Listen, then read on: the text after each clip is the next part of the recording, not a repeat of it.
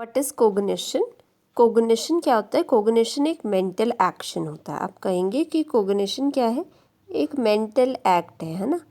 एक ऐसा एक्शन है जो कि दिमाग में ही चलता है। तो ये एक मेंटल एक्शन है, एक प्रोसेस बोल सकते हो आप कोग्निशन को, of acquiring knowledge and understanding through thought, experiences and senses.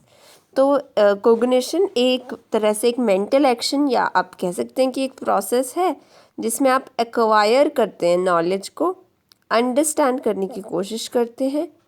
किन चीज़ों के द्वारा? थॉट के द्वारा, एक्सपीरियंसेस के द्वारा, and even by your senses. So it's a mental action, it's a process of acquiring knowledge and understanding through thoughts, experiences and senses.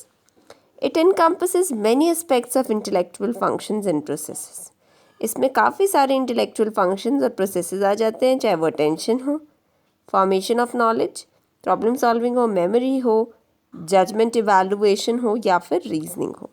So cognition एक ऐसा mental action या process है जिसमें आप नॉलेज को एक्वायर करते हो, अंडरस्टैंड करने की कोशिश करते हो, थॉट्स के थ्रू, एक्सपीरियंसेस के through and even through senses. So it encompasses many aspects of intellectual functions. काफ़ी सारा इंटेलेक्चुअल पार्ट आ जाता है इसमें. It encompasses many aspects of intellectual functions and processes. ठीक है, इंटेलेक्चुअल फंक्शंस आ जाते हैं इसमें, चाहे वो अटेंशन हो या प्रॉब्लम सॉल्विंग, मेमोरी हो, जजमेंट हो, इवैल्यूएशन हो, रीजनिंग हो, right, and even formation of knowledge. So that is what is cognition in itself, right? Then we move on to key. Next part is the themes of cognitive processes. क्या क्या themes है ऐसे cognitive processes में? Cognitive processes आप देखते हैं हमेशा actively काम करता है.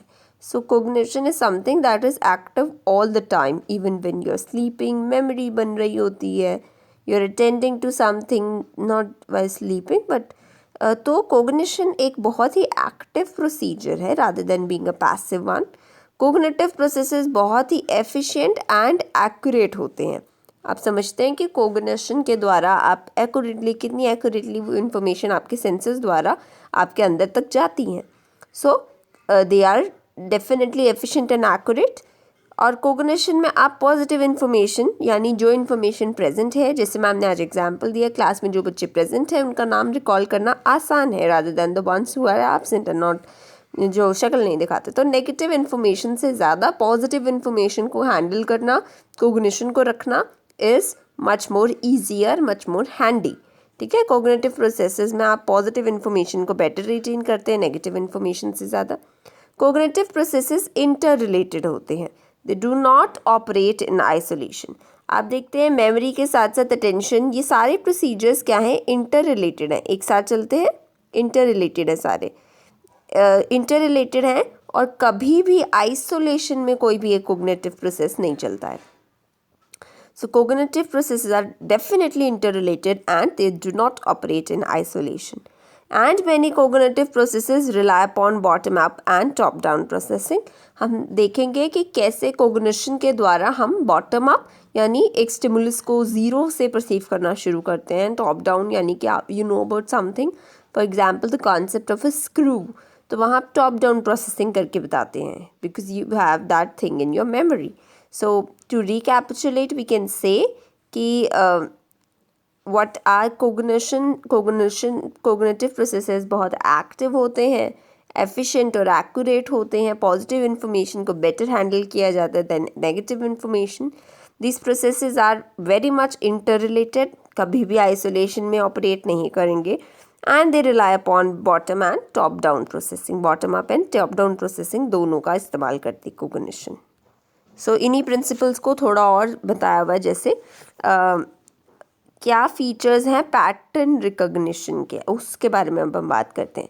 किसी भी पैटर्न को रिकॉग्नाइज करने के लिए क्या क्या चीज़ें होना मौजूद है. So how this pattern recognition occurs, what are the features of this pattern recognition. 5 principles के अकॉर्डिंग पैटर्न रिकॉग्निशन चलता है.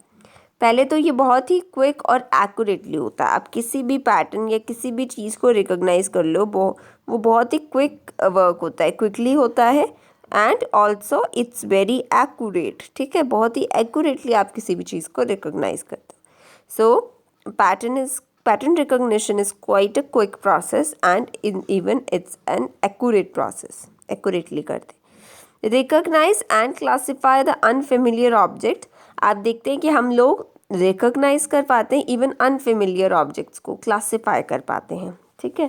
So we are able to recognise and even classify the unfamiliar objects too, और हम काफ़ी accurately recognise करते हैं, चाहे वो शेप्स हों, चाहे वो ऑब्जेक्ट्स हों, even from different angles. Like वो उसकी बॉटल, कीरत की bottle is a very good example कि आप थोड़ा सा भी अगर आपको कुछ पार्ट दिख रहा होगा, you are able to recognise the thing right as it is. So accurately आप रिकोगनाइज करते हो, इवन इफ डिफरेंट एंगल से आपको कोई ऑब्जेक्ट या शेप दिख रहा हो। You are able to identify pattern on objects even when they are partly hidden, वो आधा छुपा भी होगा तब भी आप ऑब्जेक्ट को रिकोगनाइज कर पाते हो। You recognise patterns quickly with ease and with मतलब ऑटोमेटिकली ऑलमोस्ट आप रिकोगनाइज कर पाते हैं पैटर्न्स को। So to kind of recapitulated, pattern recognition में हमने पढ़ा this process of pattern recognition is quite a quick process and it happens quite accurately, right? आप क्लियरली रिकोगनाइज करते हैं, इवन क्लासीफाई कर पाते हैं अनफेमिलियर ऑब्जेक्ट्स को भी। You can accurately recognise shapes, objects even when they are partly hidden, even from different angles, right. And pattern recognition quickly हम करते हैं और ऑटोमेटिक प्रोसेस है ऑलमोस्ट ये।